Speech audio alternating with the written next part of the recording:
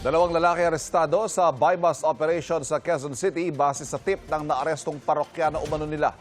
Aminadong dalawa sa pagtutulak ng droga. May unang balita si James Agustin. Nagpunta ang pulis sa nagpanggap na buyer sa labas ng isang bahay sa Barangay Commonwealth, Quezon City kahapon. Doon nagkaabutan ng item at pera nang matanggap ang hudya. Napatakbo sa loob ng bahay ang mga subject ng buy-bust operation.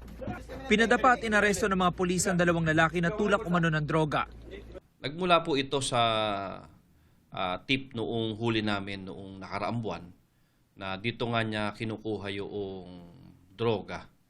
Kaya agad ay nagsagawa kami ng surveillance at natiyak nga namin na sila ay nagtutulak na pinagkabawal na gamot. Nakuha mula sa mga sospek ang 15 gramo ng shabu na nagkakalaga ng 102,000 pesos. Ayon sa pulisya, ginagawa umanong drug den ang bahay na inuupahan ng mga sospek.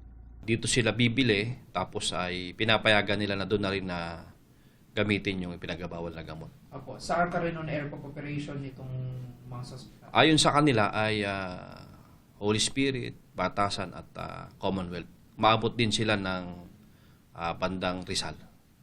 Dati nang nakulong ang 48 anyo sa sospek dahil sa illegal na droga, habang ang 36 anyo sa sospek, may mga dati na rin kaso ng illegal na droga at pagnanakaw. Opo, minado po akong ginagawa ko. Kahirapan ng buhay. Yun lang po. Hirap po ng buhay kaya po kami nagbenta po. Inaalam pa ng pulisya ang source ng droga. Maharap ang dalawa sa reklamong paglabag sa Comprehensive Dangerous Drugs Act. Ito ang unang balita. James Agustin, GMA News.